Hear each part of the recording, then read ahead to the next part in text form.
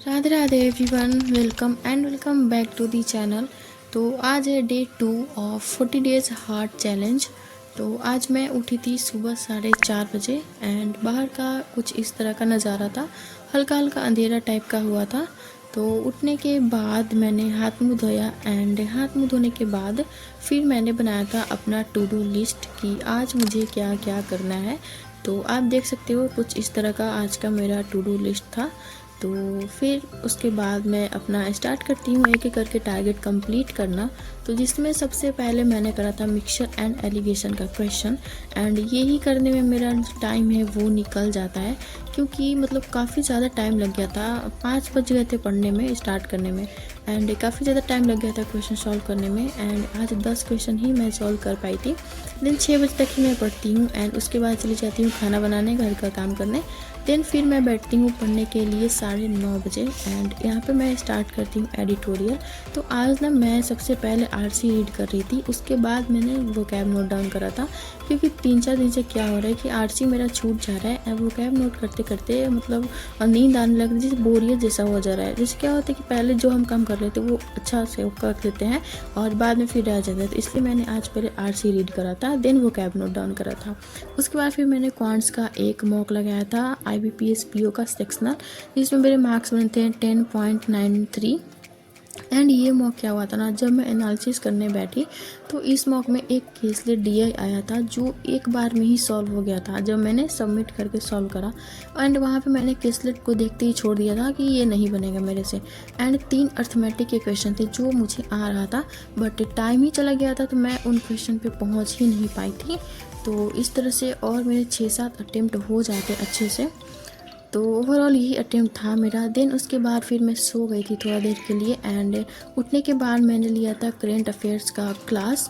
And मैं सोच रही हूँ ना कि क्वांट्स में स्पीड इंक्रीज़ करने के लिए स्मार्ट कीना का जो स्पीड ड्रिल है ना वो मैं परचेज़ कर लूँ। तो अभी मैंने परचेज़ करा नहीं है। अगर आप लोगों में से किसी ने परचेज़ करा है तो आप लोग बताना कि कैसा है वो। तो वो मैं परचेज़ करने का सोच रही हूँ।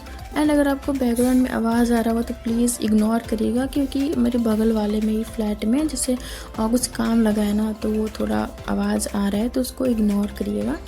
देन उसके बाद फिर मैंने स्टार्ट करा था परफेक्शन का क्लास लेना।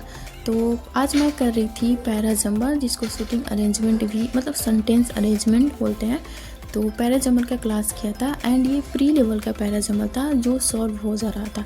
एंड मेरे से पता नहीं क्या होता है कि क्लास में जो प्री लेवल का क्लास में होता है मैम जो करवाती है वो सॉल्व हो जाता है, बट जब मैं मॉक लगाती हूँ तो मॉक में सॉल्व नहीं होता है। एंड सेम पजल्स का भी होता है कि पजल्स जो होता है जब मैं खुद से प्रैक्टिस करती हूँ या फिर सर के लेक्चर से प्रैक्टिस करती हूँ तो ज़्यादा जल्दी सॉल्व हो जाता है पजल्स, लेकिन मॉक में भी होता है कि थोड़ा टाइम लग जाता है। तो ऐसा पता नहीं क्यों हो रहा है। तो प्रैक्टिस कर रही हूँ मैं एंड देखते हैं कि अभी क्या होता है एग्ज़ाम में। तो इतना करने के बाद फिर मैंने छोटा सा ब्रेक लिया था एंड ब्रेक लेने के बाद फिर मैंने देखा कि मेरा क्या क्या टारगेट जो है वो कंप्लीट हो गया है।